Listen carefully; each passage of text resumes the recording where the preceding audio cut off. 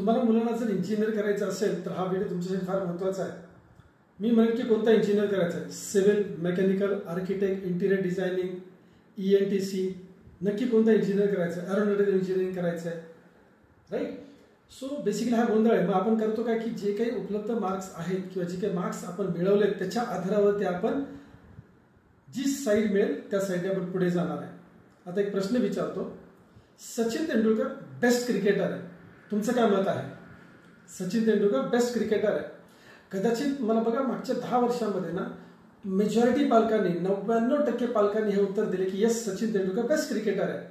ठीक आहे, is God of cricket वगैरे आपण सगळं म्हणतो. मला सांगा, सचिन तेंडुलकर फिल्डिंग करत होते, बेस्ट फिल्डर नाही. बॉलिंग करत होते, बेस्ट बॉलर नाही. कदाचित विकेट किपिंग करू शकणार पण बेस्ट विकेट किपर नाही. सचिन तेंडुलकर बॅटिंग करत होते आणि ते कोण होते? बेस्ट बॅट्समन होते. मग इंजिनियर करतो असं म्हणत असताना असं होईल कदाचित की सचिन तेंडुलकर बेस्ट क्रिकेटर आहे. नो माय डिअर फ्रेंड्स, तो बेस्ट बॅट्समन आहे, तो उत्कृष्ट फलंदाज म्हणून ओळखला जातो. लक्षात घ्या, आपल्या मुलाला नक्की इंजिनियर करायचंय की मग त्या साईडमध्ये नक्की कोणत्या सेक्टरमध्ये पुढे घेऊन जायचे, कोणत्या फॅकल्टीला पुढे घेऊन जायचे, कशाच्या आधारावर ठरवणार. आणि हे कन्फ्युजन आहे आपलं. हे कन्फ्युजन जर तुम्हाला दूर करायचं असेल तर निश्चितच आम्हाला भेटा.